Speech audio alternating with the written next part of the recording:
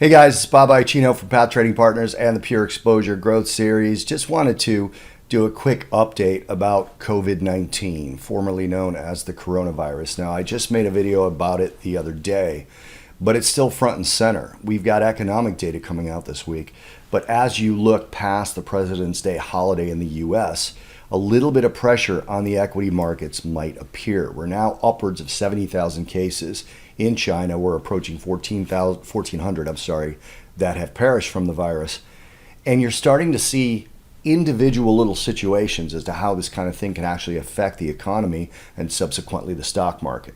When you're looking at some of the cancellations we've seen, the Mobile World Congress canceled, a Geneva Invention Show canceled, Facebook canceled a 5,000 person conference in San Francisco. It's canceled.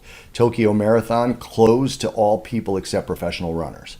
So Beijing Auto Show postponed. So all of these things are actual dollars coming out of the economy. Okay, so that's actual slowing. Now, if you go back to when the virus first kind of burst on the scene and we had about 1,400 cases, now we're close to that in deaths, but we had about 1,400 cases. And Goldman Sachs was saying 0.1 to 0.2% effect on global GDP growth. Not a very big number. Now we're 70,000, and still the rate of infection has not declined. There's 14 people that were on a cruise ship rescued by U.S. officials that are now here in the U.S. They are infected. Now they'll likely be contained. The U.S. is very good at containing these things.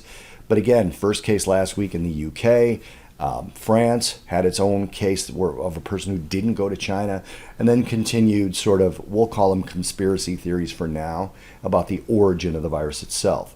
So there are far-reaching consequences to this virus, not from a perspective of going into a global depression. I think that's about maybe a 1% chance at this point, because it's just not that big in terms of numbers overall versus the amount of people employed by the global economy. But you could see some equity weakness. So last week, we saw some weakness in core retail sales here in the U.S. This week, we've got Walmart coming out to see what kind of strength the market had prior to that weakness, because Walmart is obviously going to be earnings for last quarter.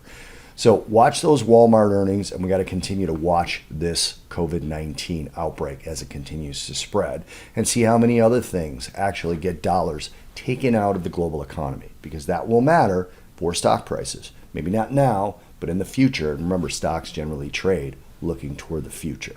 So watch that all week. I'll have another update for you guys later in the week.